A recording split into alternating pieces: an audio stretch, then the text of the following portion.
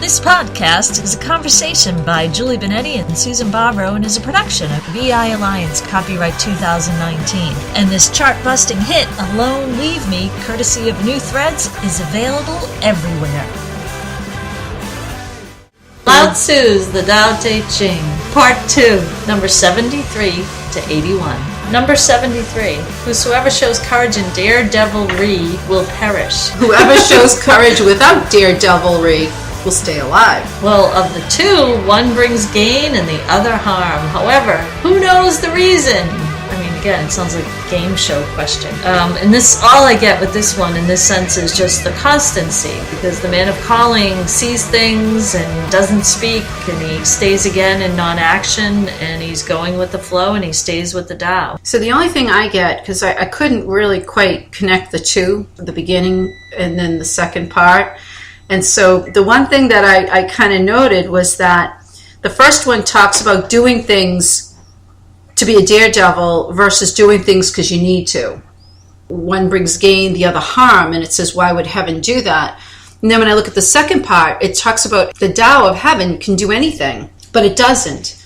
It has the gifts necessary to be victorious in a quarrel.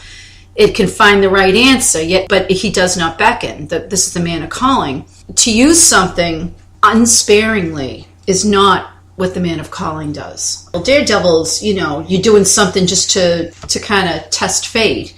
A non-daredevil, you're doing something to save your life. There's a difference. You're using something that you need. And when I look at the second part and it talks about the man of calling, and he talks about the Tao of heaven doesn't quarrel, it doesn't do it because it doesn't need to. You actually answered his question, who knows the reason why heaven hates one? Right. Because and if you look at the very last sentence, heaven's nets are wide meshed, but yes, they lose nothing. So there's all the gifts there for anyone to be victorious and anyone to access that.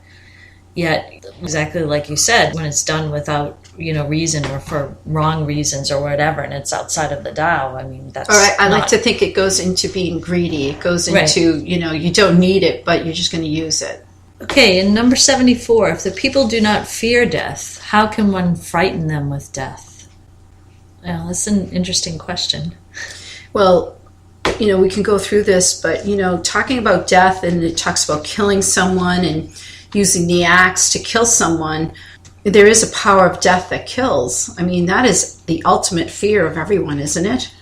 It's hard to read because it's like a very harsh one, yet it's powerful in the words that it's chosen in terms of killing and death. Who dares do this? There's always a power of death that kills.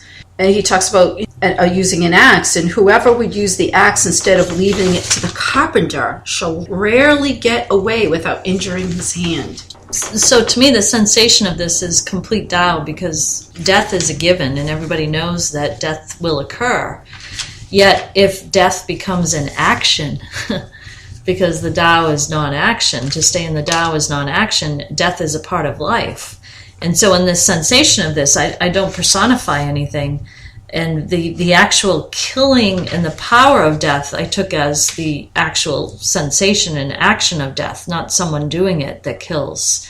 And so in that sense, when he expresses here, why would oneself use the axe when the carpenter, and to me the carpenter is, there's a biblical reference there. The carpenter is what, the all that, or whatever, the Tao and the energy of it, who uses it, and it's going to occur anyway. Why would that occur? And to me, the feeling of this is really the vibration of all occurs in good time, and so all is going to occur as it's going to occur, and that's the Tao, and whether it be death or anything else. Yet when people get involved and take it upon themselves to have action, that's not the aspect of Tao, because Tao is non-action. Well, and then they shall rarely get away without injuring his hand. So it's by stepping in. Okay, number 75.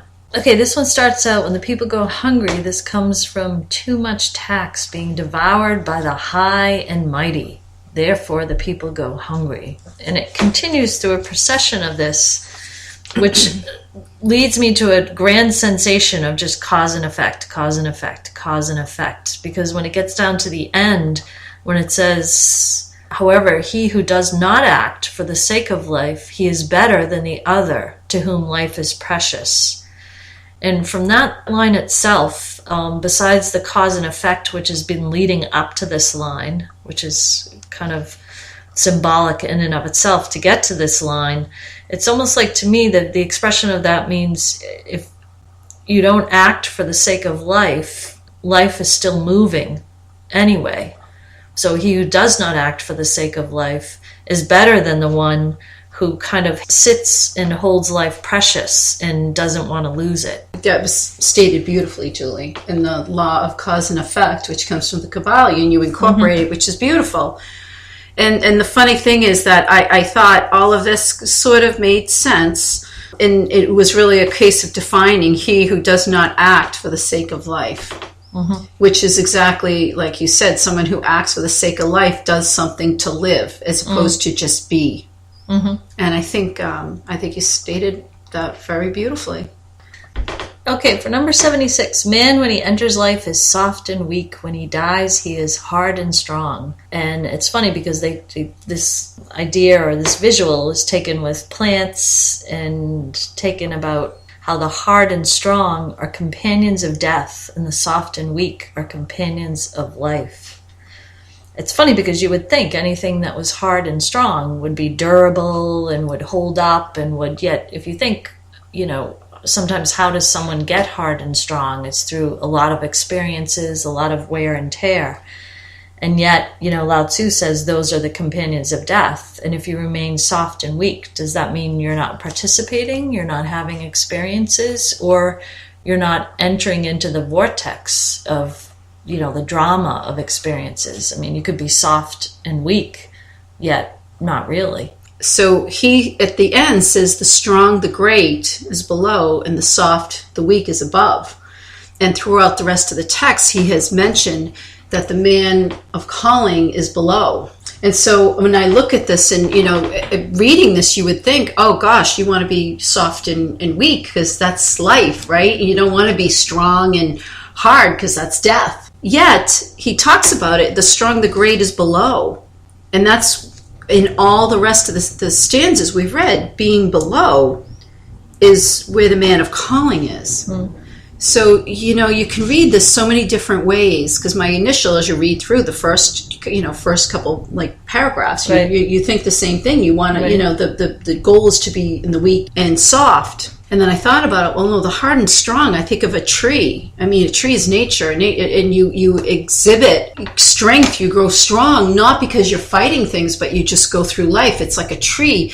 The wind blows and the trees sway back and forth, but they get stronger because they're just in that space, and by default, they get stronger. And I kind of looked at this as being like, well, that's interesting. You come soft and weak, and you experience life, and that means life even with the Tao. You become strong and hard, and you go more behind. And of course, if you think of a child, if you had a child, the child goes before you. You get behind. If you're going somewhere, you go somewhere with the kids, you're in the back. You want to make sure everyone's fine. You're watching them, and so it's kind of interesting. I just take it this is just we're moving. This is the Tao. The Tao creates it because it's important that they put the description of a tree, because a tree gives you a different aspect versus a person. You can go into all different discussion about a person and dysfunction, blah blah blah. But a tree comes out, and then it gets stronger. It gets more solid and powerful on its own. But that doesn't mean it fights anything. Sometimes the trees that survive, it's through a hurricane or whatever, the ones that can just blow and sway without tipping over.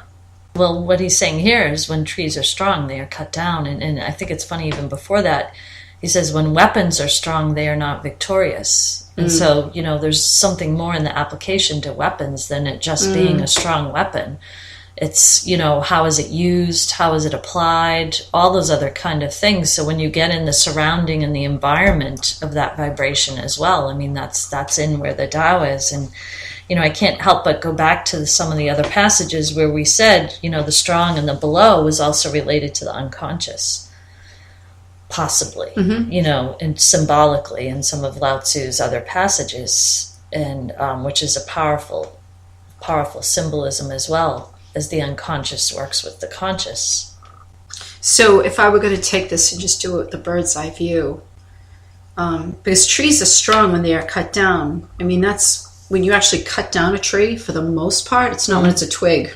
Right. It's when it's a big grown, fully grown tree, which of course breaks your heart. You hate to see that, because you know what it goes into. It goes into it. But if I take the bird's eye view, it's, we all go through. I mean, we come out here in a certain way. We're born, and just through life we become, you could say hard, but the great, the great is also the word he uses, is below. You become more weathered. Maybe that's a better word. You become more weathered, and you're more wiser, and therefore you're greater, and you're below everything. You're young, you're jumping around and everything, but as you get older and wiser, you're probably more in the Tao. That I think goes without saying. Most it's not until people get older that they get that wiser and probably more in line, because, once I hit 50, I became the wisest person around.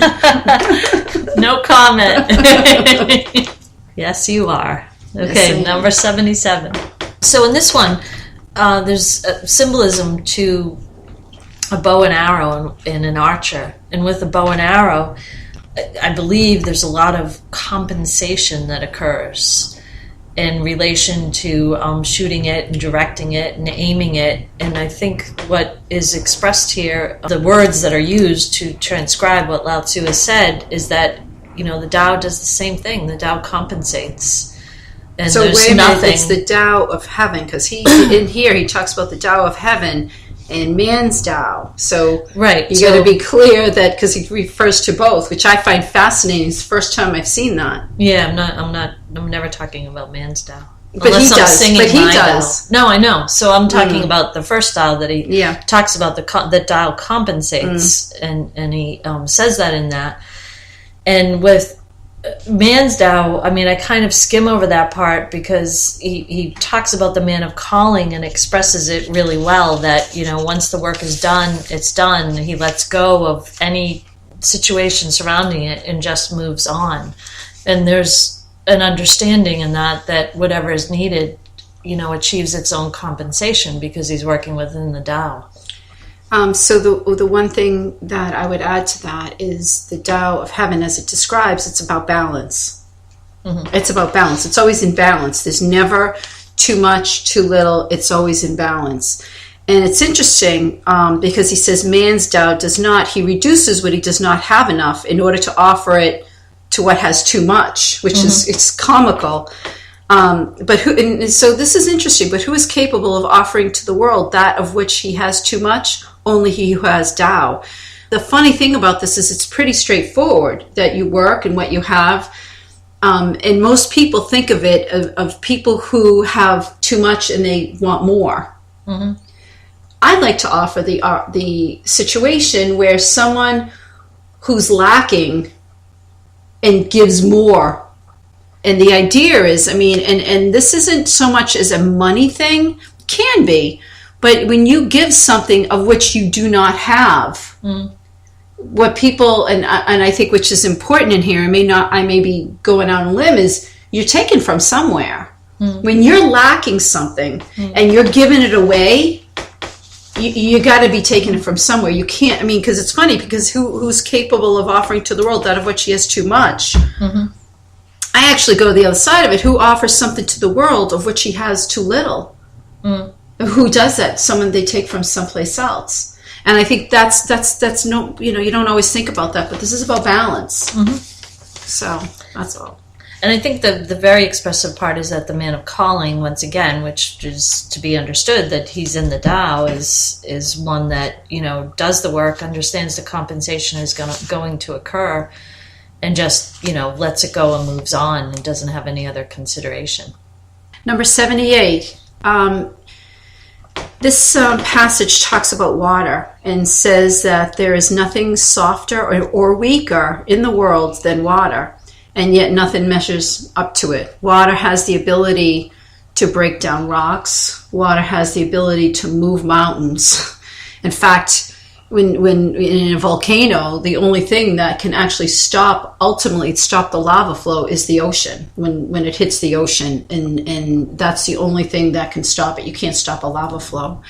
And it says, so therefore the weak can conquer the strong, and the soft conquers the hard, but no one is capable of acting accordingly, because it doesn't make sense. It doesn't, And so the man of calling says, whoever takes upon himself the filth of the realm, he is lord at the earth's sacrifices. Whosoever takes upon the misfortune of the realm, he is king of the world. True words are as if contrary, because it is. If you think about it, who takes upon himself the misfortunes of the neighborhood, he's the king of the world. That doesn't make sense if I said that to you. Yet, if you look at water, and something that is soft and weak has the ability to break down something as solid as a mountain, a rock, or, it's again taking something and understanding. It's how I like to work. I give myself an example of something that can actually work. Then I can apply it. Because sometimes it doesn't make sense. How could that be? Yeah, the visual of water is great. It really exemplifies the flow and gives you an understanding and a feeling of the flow of Tao. And there's that wonderful saying, what is it that your father says? Don't confuse weakness. Oh, right? Don't confuse kindness for weakness. Right, and in the sense where weakness conquers the strong, and the soft conquers the hard. And when you even just think of water, you would just think, oh, water. There's no substance to it. Yet it's in its many states, and it does have that ability to compensate. And it also, you think of it flowing. You think of rain, you think of streams, you think of all of that. When you look at what he says at the end, and the man of calling, it's just kind of funny that, the man of calling is going to say this, and they are contrary words. And it almost is like, what bubbles up from the expansiveness of the flow of, water. And if you're not in that, whatever bubbles up, it's almost like you'd be crazy to undertake that and to want that to be, what you take on, what you take upon. And the only thing that can, lift water is wind. And you think wind, everyone laughs. Wind's, oh, what's wind? Wind's nothing. You see the trees blow, you think of it as being air. It's nothing. Right. And that's the only thing that can actually lift water from the ocean. And that's where we get, the whole hurricanes and everything else. It's lifting the water and bringing it into the atmosphere. So it only adds to it. So very cool. Yeah, very cool description. 79. Okay, this one gives me a very substantial view of Tao in its rawest sense. And I think because of the first statement, if one placates great anger and yet there remains anger, how could this be good? And so, at what point does something burn out in its totality? Where the man of calling adheres to his duty and demands nothing of others, has no expectations.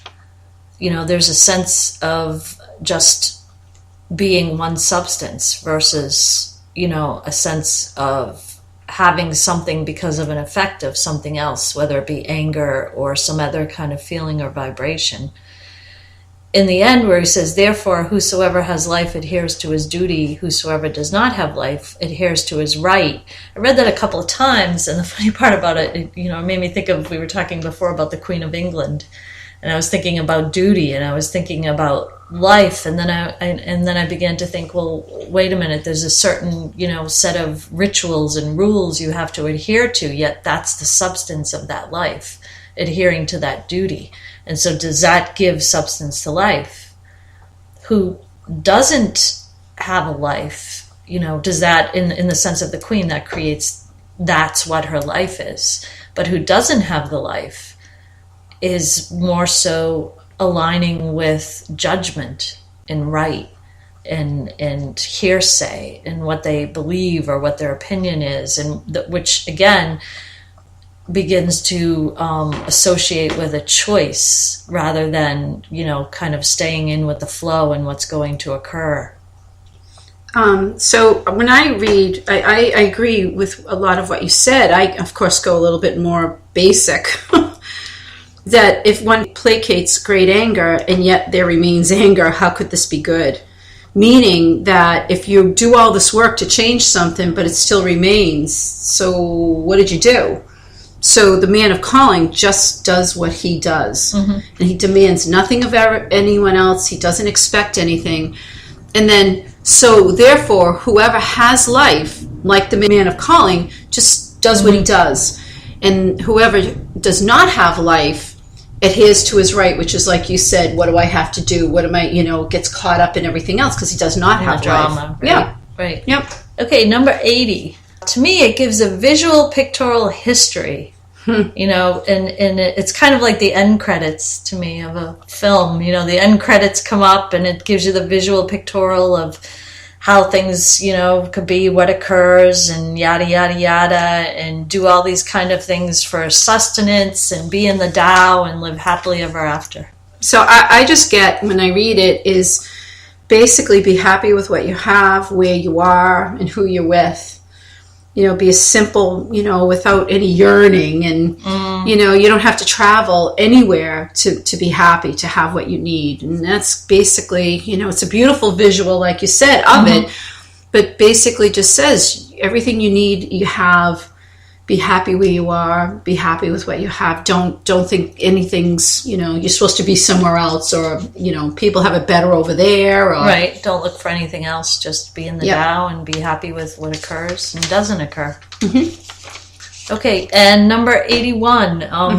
For me, it's funny because this is a very almost abridged, concise version, and I just kind of wrote down on this piece of paper, it's like the outtakes you see at the end of the film, because it gives you a little, okay, this part, in the wording of complete opposites, it's like a metronome going back and forth, like in the Kabbalion of, the consistency and the constancy and the eternity of Tao, and actually be effective without affecting anything. And be present in the Tao and working in the Tao without affecting anything, and being in the Tao and affecting all because you're in the Tao.